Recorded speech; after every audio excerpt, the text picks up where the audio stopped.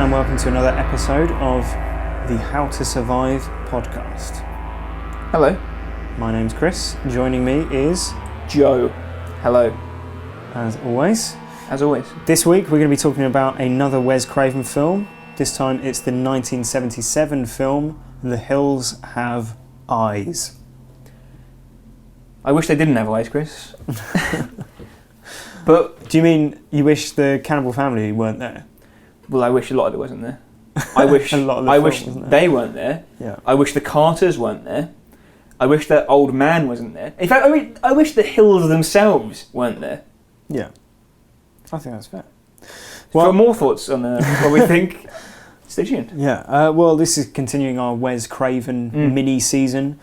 Last week we did Nightmare on Elm Street, which is probably his best loved film. Yeah, the one with the most legacy, perhaps. Yeah. And this was we discussed doing Scream, but we felt that probably would be a bit too self-reflexive. Right. A film, because obviously it's a film based around a killer who knows about horror films, right?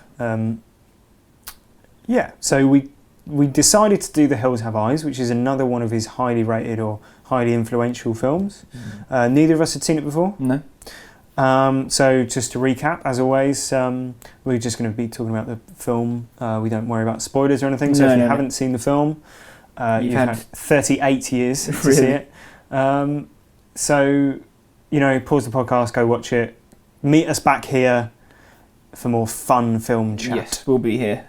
Waiting on your chosen device for your return. Mm-hmm. So, The Hills Have Eyes came out in 1977. It opens with Fred, played by John Stedman, in a gas station. He's the old man. The old man in the gas station. The typical horror movie old man. As ever with these older films that we talk about, it's hard to know whether or not that was a trope before this film. Yes, or whether this was the film influential. That kicked it. Yeah. But it's not dissimilar to like the old man in, for example, Friday the 13th in the town who says, you're not going to Camp Blood, are you? Or whatever. But he's there and working at his gas station. He's got aspirations to leave. Mm-hmm. He's approached by Ruby, a sort of scruffy-looking girl. Yes. Who wants to escape with him. Yes. Her desire to escape is sort of established really early. Yeah. But he says, for God's sake, if they find out you want to escape, they'll kill us all. Yeah. Mm-hmm. So while this is taking place, the Carter family arrive in a car and caravan. Mm-hmm. They're on the road to California. Yep. Driving through the desert. Mm-hmm. I mean, you know what's going to happen. Yeah. Basically, for reasons known only to them and the audience, if you're paying attention. Yeah. They have decided to go a alternate route to the main road. Through the desert and away from any sort of civilization. Yeah, or help. Mm-hmm. They carry on despite Fred's protestation. Advice to stay away from where they're going. They are distracted by a fighter jet flying overhead. Because they're driving through a military base or a military firing range. Yeah. And Big Bob, driving the car, loses control, distracted by this jet, crashes the car. They're in a bit of a pickle, so they head off some of them head back towards the gas station. Yeah, the dad goes on his own, this Big Bob, to the gas station. Yeah. He says it's about sort of 5-10 miles, and one of the other men... Doug heads off in the opposite direction to see what he can find. Yes. Leaving the mother. Mm-hmm. There's the grandmother. Bob's wife. Yeah, Big Bob's wife. Mm-hmm. Doug's wife, Lynn. Brenda, who's the eldest daughter, and Bobby. Right, who's the teenage boy. Yes. Mm-hmm. And their dogs, Beauty and Beast. Yes. Beauty runs off. Yeah, I think so. Early on. And Bobby goes off to find her, only to find her mutilated body. Yep. He turns to run as he sees something running towards him, but he falls down the cliff face. Yeah. and knocks himself out. unconscious. He then returns to the caravan later on, but doesn't mention this to anyone. Big Bob arrives back at the gas station to find Fred in a panicked state, trying to kill himself. He manages to stop him from killing himself, only for him to be murdered, dragged through a window minutes later. But we do find out in that short amount of time that the people out there, who we now know there are people out there, and they're up to no good. They are led by this Fred's son, who was born covered in hair. Yeah, he killed Fred's wife during childbirth. And later the daughter, who Fred was very fond of. So Fred beat him up with a tire iron and then drove him out into the desert to die of exposure. Although apparently he didn't die of exposure. He survived and had children with a depraved prostitute known as Mama. And together they had 3 sons, all named after planets. So you've got Jupiter, who is the leader, the father, and his sons Mars, Pluto, and Mercury. As well as their abused daughter Ruby, who wants to escape. Why didn't they name her after a planet? I don't know. I thought about that. I guess it's bad writing. Well, I was going to say it's they're male dominated. I don't know. Could be. It's implied they're sort of incestuous and sort of cannibals as well. We see them eat a man. Let's go on. About the man. So Big Bob tries to run away. He's fat and old and collapses. Gets tied to a stake and burned. While the family is distracted by the sight of their burning patriarch, Pluto and Mars sneak into the caravan. Sort of scavenge for food. They find the baby there. They also find Brenda, who has been left to look after the baby. And Pluto goes to rape Brenda. And he's stopped by Mars, who says, "You can't do that until you're a man." And then he does it himself, which is unpleasant. Obviously. At this point, some members of the family return to the caravan. Lynn, the mother of the baby, and Ethel, the grandmother. There's a confrontation, and both of them end up shot dead. And the remaining family members, with Big Bob dead, Ethel dead, Lynn dead, set out to half survive, half to get revenge, and half to rescue the baby. 3 halves. 3 halves there, and the final act of the film sort of plays out as a skirmish between the family, the 2 families. Doug goes to get the baby back. Bobby and Brenda stay with the caravan and rig it as a booby trap to try and kill them. And so Jupiter comes down to sort of face them. But they've rigged up a spool of wire that earlier on in the film Doug found on his walk to sort of see what was around, and he carried it back about 8 miles. Luckily, they rig it up to be a sort of noose. And they trap Jupiter. Snare Jupiter. He manages to escape their snare though, because the car motor that they're using to power it dies. He chases after them. They climb into the caravan. They open all the gas taps, climb out the other side, and rig some matches with the door. Jupiter, despite his supposed intelligence as the head of the family, opens the door, and there's like a scene which implies that he's figured it out. And then he just opens the door anyway and it blows up. And but they find him. He's not quite dead and attacks them again. And Brenda murders him with an axe. Finishing him off. Meanwhile, the baby has been brought by Ruby to Doug. And then this kind of they escape together, being chased by Mars and Pluto. But Pluto gets savaged by Beast. The family dog. And Mars chases after Doug and Ruby. Ruby uses a rattlesnake to try and get the upper hand and to save Doug from being stabbed. And then Doug stabs Mars repeatedly. As Ruby cries over his body. And then the film ends. Yeah. So Joe, I'm sorry, by the way, the listener, if that seemed like a complicated telling of the plot. I mean, the basic narrative is there's a cannibal family who terrorise a family who have become stuck in the desert. Yeah. But, because we're going to be talking about specific characters and things, we need to keep all the chess pieces in mind. Yeah. And there are a lot of them. Joe, what did you think of The Hills Have Eyes? Well, you may have got from the intro that I wasn't too impressed with it. I think probably it's the worst film we've watched so far, and I'm including in that Friday the 13th. Yeah. Like, it does have good parts. The premise itself of a family being hunted by a cannibal family, that's a good pitch. Yeah. A good elevator pitch for a movie. But I think, given the budget he had when he made this, it's fairly limited in what he could have achieved. And it's certainly not unwatchable. No. It's just, at worst, it's boring. Yeah, I think the setting is good. Mm-hmm. I like the arid landscape, and it's a bit unusual from. Well, it's a welcome break, at least from the typical settings of suburbs and cities, and or no dreams. Yeah, dreams. What are dreams? Yeah, that you typically get in horror films. Mm-hmm. That said, I think the pace of the first 2/3 of the film is glacial. Yeah. And then a lot happens in the final act.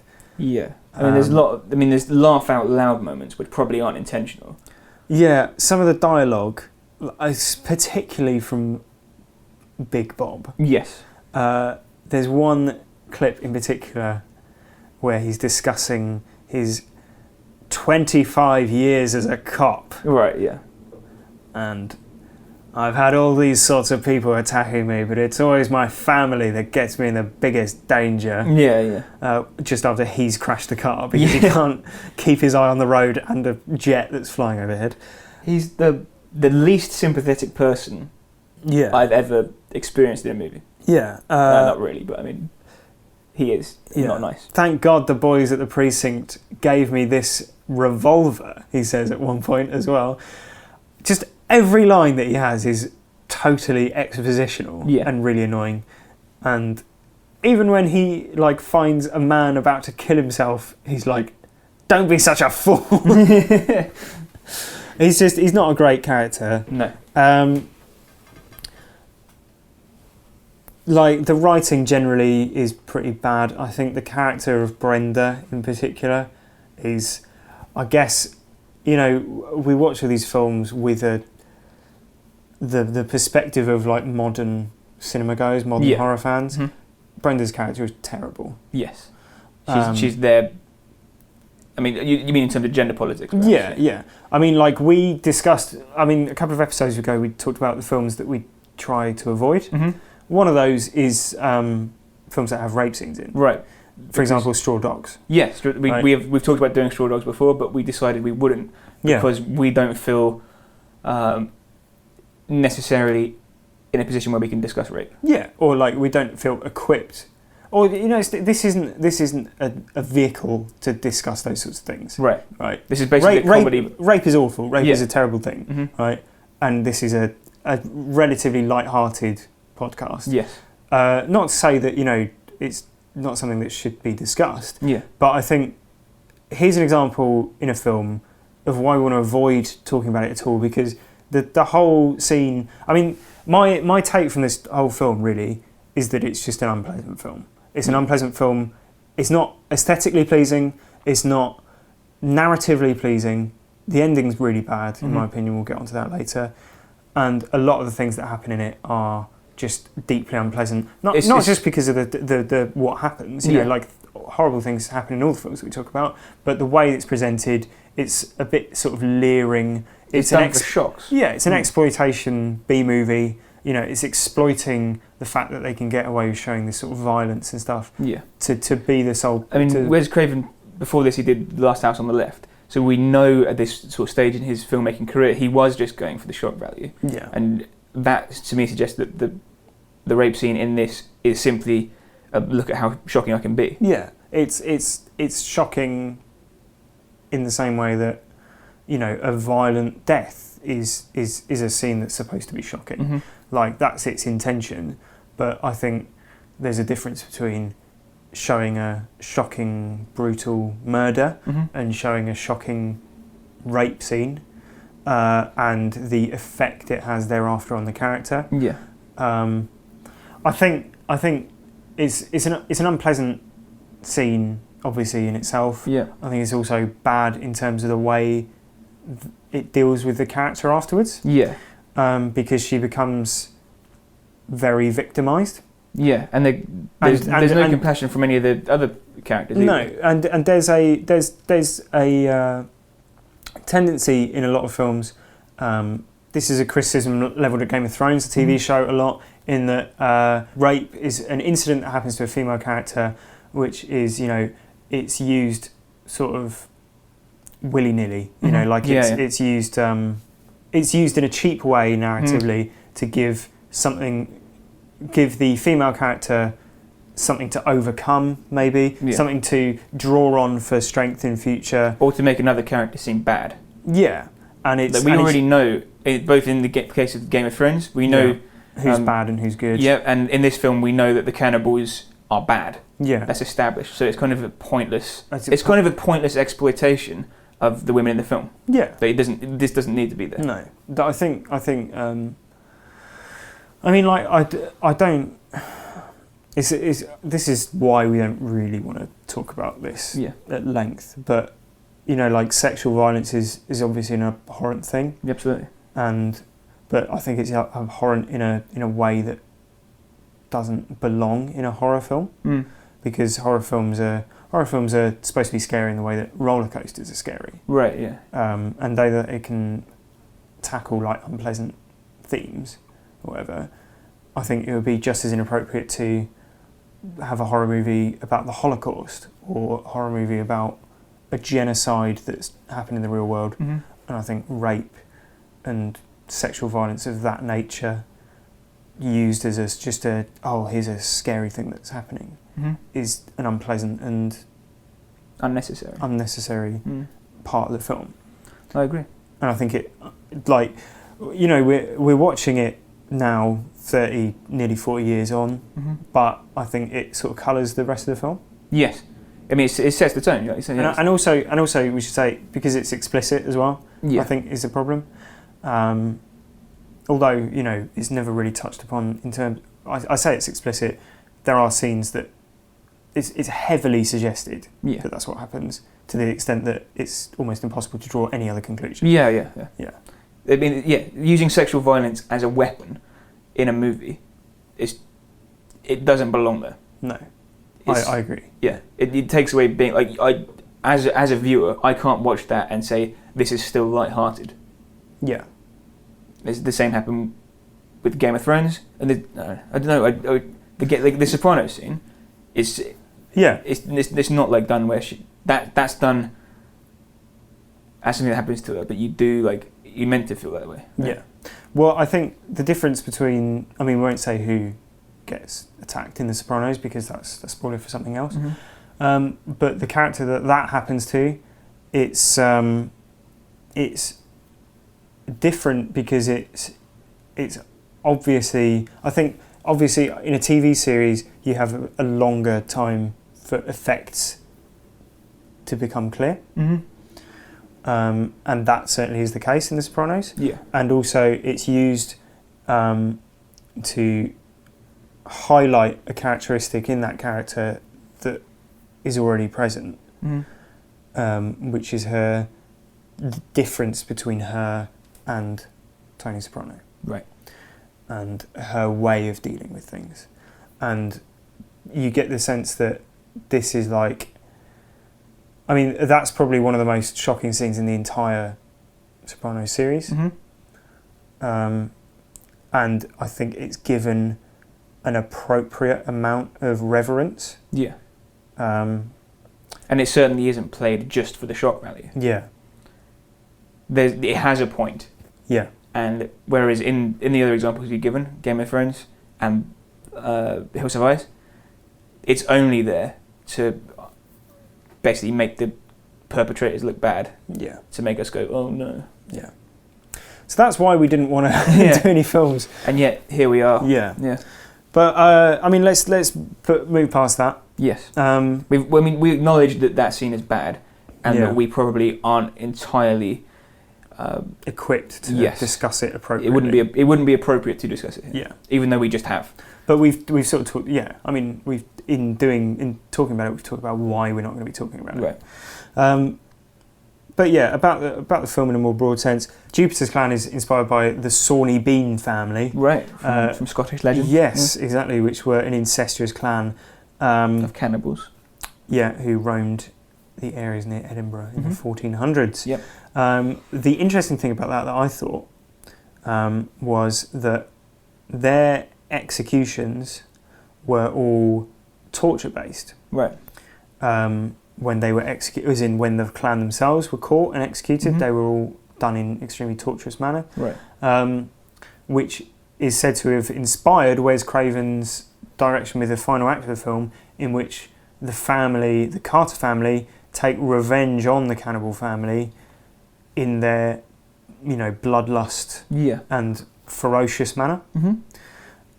Which I thought is quite interesting because that is, when we're talking about the ending in particular, it's very abrupt and it's very sort of shocking. Yeah. He's stabbing Mars and the screen goes red. It's bleak. Yeah. And it's bleak because you feel they have had to become as bad as the other family to survive. That's it, yeah. And in doing so, they've lost the humanity that set them apart from the cannibals. True. And that reflects with the Sawney Bean family, in that the government killed them in horrendous manner. Right, and does the punishment outweigh the crime? Yeah, and it's sort of like you have to become as bad as them in order to defeat them. Right. Which is, that's how they survive, essentially, is by becoming, using things like booby traps and things like just brute force and violence against them and dogs. And hunting them down, basically. That's how they survive. I think the idea is with the politics of the film that we're meant to start out thinking our family, the Carters, are good and the cannibals are bad. Yeah. And message is, well, actually we're all the same. Yeah. And in those circumstances, we would all be the same. If you're driven to it, then that's what you become. Yeah, exactly. And of course, the cannibals are fighting for survival, and this is what they come to. And you ask, well, would I go to that, or would that happen if the Carters were left there long enough? Would they become like the? Yeah. They would get well, that with regards to the ending, they've killed off the family. Yeah. But now they're totally stranded in the wilderness. Yeah. So what does the future hold for the Carter family after the events of the film have ended? Well, Chris, I'm glad you asked, because I have a brief synopsis of The Hills Have Eyes Part 2, which is a film so bad that Wes Craven disowned it, if you can believe it. So the film begins with Bobby Carter and his psychiatrist discussing the events of the first film, which took place 8 years ago. Bobby is still traumatized by those events, but he and Rachel, formerly known as Ruby, now own a biker team and have also invented a super fuel that can power bikes. Right. I won't go on because that's what. I mean, that answers your question. That's what happened to them afterwards. Okay, well, it worked out well for them then. Yeah. Yeah, I mean, they had to resort to murderous rage that one time and never again. Well, we hope not. Let's never watch the film and we won't know. No. I did want to say that Pluto, the character, the bald-headed guy, Michael Berryman, famous and on the posters and iconic for this film. Great casting in terms of a mutant in the desert. Yeah.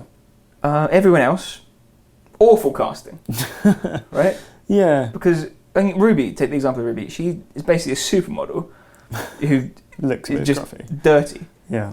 I mean, yeah, it's the casting of Pluto is a little bit tricky almost because it is a bit, again, it's exploitation. Right, yeah. But yeah, he has become like the iconic figure for the film, hasn't he? Yeah, he has.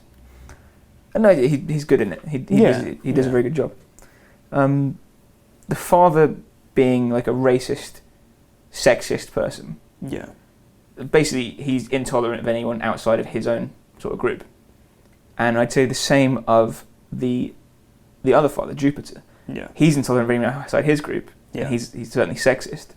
We don't get to see his racial views necessarily, and the mother in both parties is presented as kind of a helpless,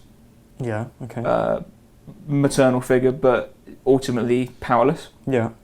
The daughter in each family is presented as hysterical, often powerless still, and the sons are all violent, revenge-seeking, just mad, basically. Yeah. So there are certain parallels between the two families. Yeah. Okay. That's my point. I mean, it's true. But it does tie into the film's ending, and having to become like the other family in order to survive. Right.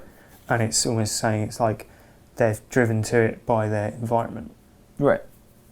Yeah, but I think the mirroring aspect is cool because it's saying that from early on you can make the conclusion that they are all the same. Yeah. Mm-hmm. It's almost like the dogs towards the start of the film are on Team Cannibal, given how often they run off into the desert in order to be followed.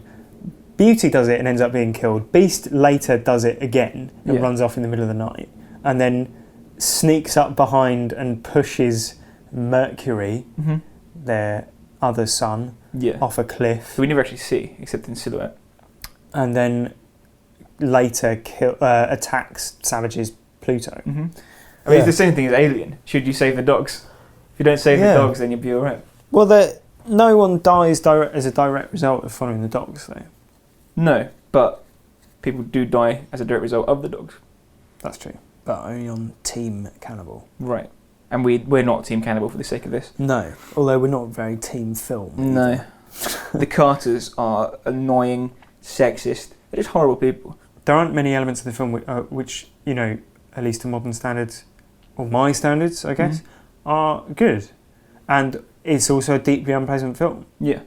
I mean, we're struggling really to find things to talk about. Yeah, because it's basically shock value. And I mean, with The Loved Ones, we did this a few weeks ago. Refer to episode 6 if you want to hear about that. I remember going into that discussion kind of unprepared because I was so upset by the film that I couldn't really make notes on it because I couldn't bring myself to think about it. That's true. Yeah. With this one, it's more like I don't want to because it's just It's more. I think it's more troubling a film. Yeah. And it's more unpleasant, but I think it's unpleasant and troubling as much because of the way in which it was made. Right. And like the motives behind it. I was listening to Mark Kermode's book, right? The audio book for his book.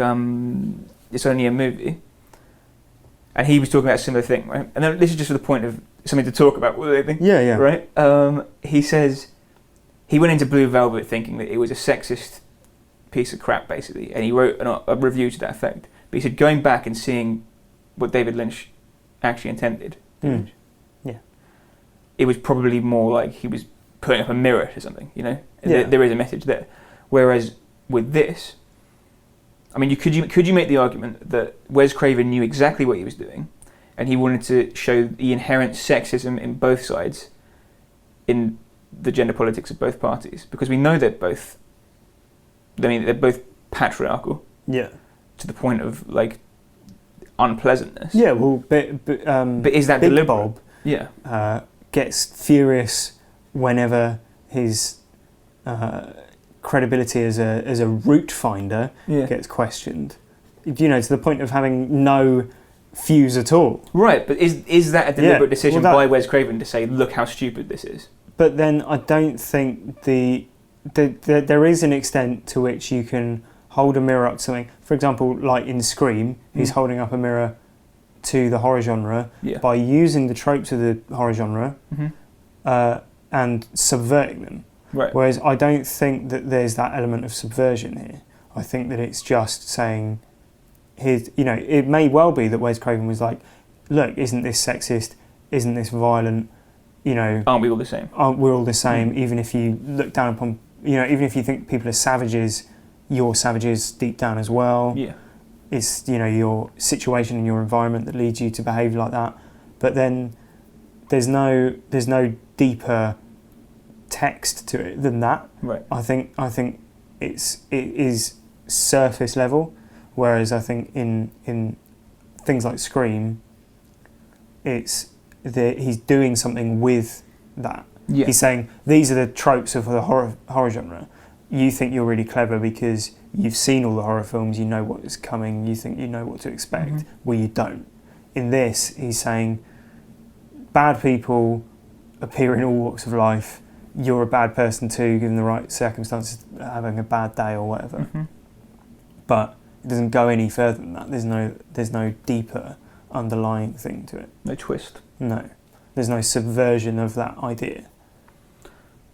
You know, it could have been, I don't know, like, I'm struggling to think, but, you know, something like them refusing to be violent, or, you know, it turns out that the cannibal family aren't as bad, or, you know, you make an assumption. It could be at the start of the film you're seeing it from the Carter family perspective and they're afraid of the cannibal family, and then it turns out later, after they've killed some of them, it turns out that they're not. It's just a misunderstanding. Yeah. Or, you know, like it's you know, they're not they've got the wrong end of the stick in terms of being really afraid of them. Right.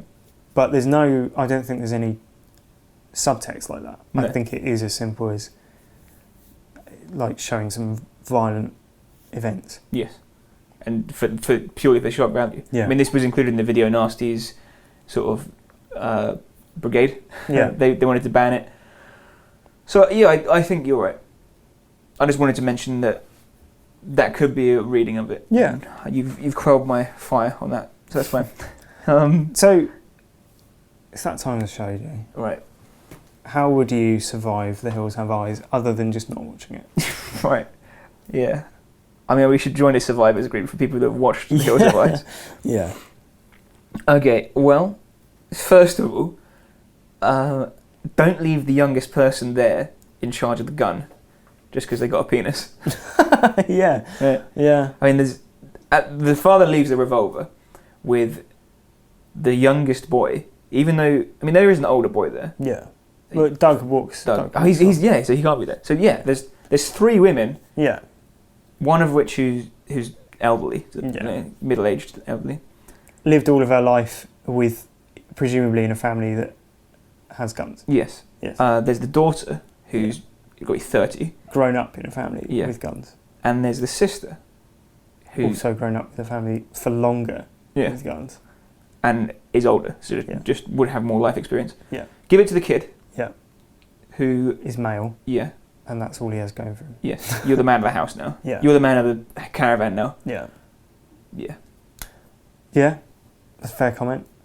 Because he's shown to be untrustworthy and inept after about 1 second when he goes falling down a hill. Yeah. Yeah. I'm trying to find a reason to justify why you'd give it to him and not the women, but the only reasons that I can think of are he's not a woman, based on the gender politics of the film. Yeah, but that's just because Wes Craven's written it that way. Yeah. Yeah. Because I remember saying while watching it to my girlfriend, like, oh, well, he's proven us wrong because they're idiots. But that's of course Wes Craven's writing. Yeah. What? Yeah, but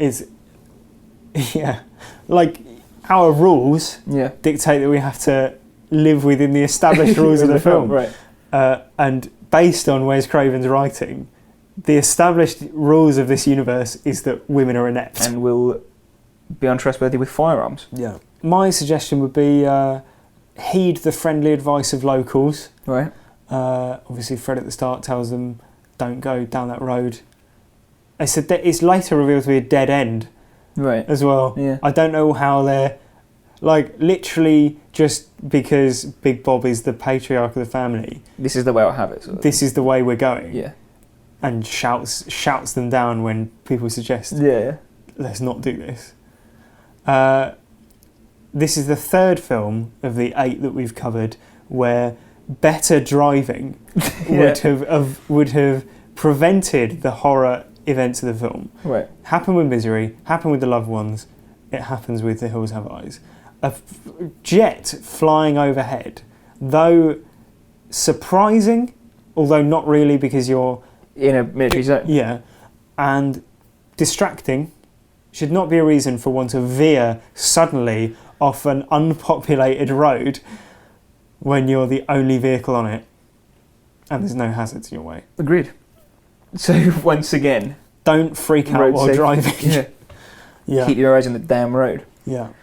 All right. Several times in the film as well, members of the family run off into the pitch black. Yeah. Alone. No torch. Yeah. Why does Big Bob try and run away when he weighs 25 stone? He must know his limits.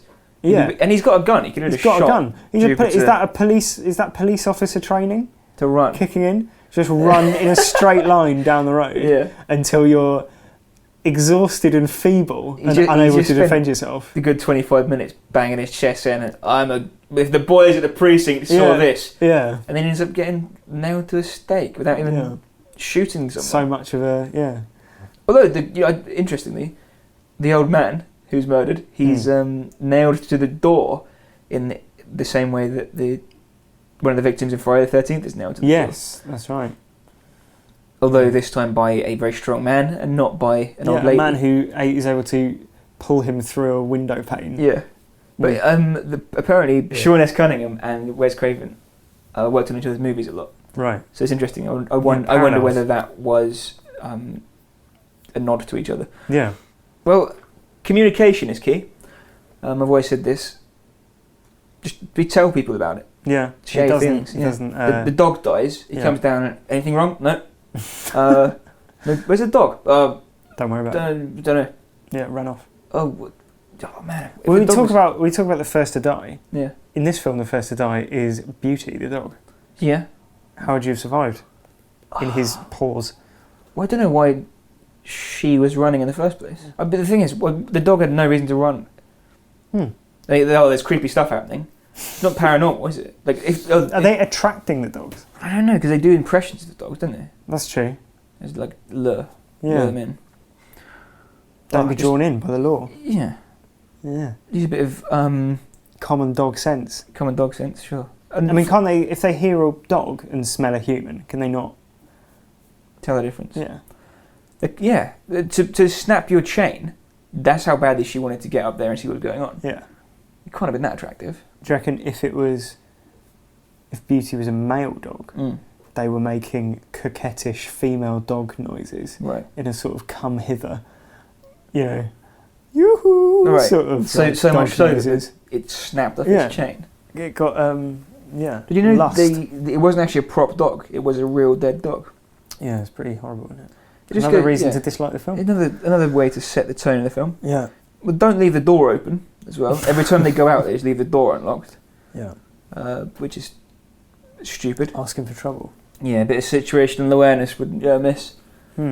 Well, normally we say make sure you're Jason Bourne. Yeah, Jason Bourne typical advice. Wouldn't die in these films. But may I suggest being Bear Grylls?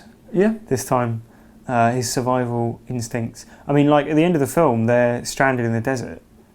Do you have any knowledge of how to survive in a desert? A little. I mean, I know it gets very cold at night, and I know water's going to be scarce. You need to ration that. But I mean, the sort of catalyst is and this is something I haven't seen Ray Mears sort of work with, is a family of well-armed cannibals trying to kill you. That isn't a Bear Grylls episode that I've seen. No. That's not to say it isn't. I mean, I haven't seen it. It could be out there. But exactly. You can't assume. Yeah. No, I've got a few letters in, actually. Okay. This one's from Hannah. Regular correspondent. Regularly writes in. She says, don't blow up your only shelter when you've got bullets still. And then equally, don't use up your only bullets when you've got an axe. Resource management. Yeah, exactly. Yeah.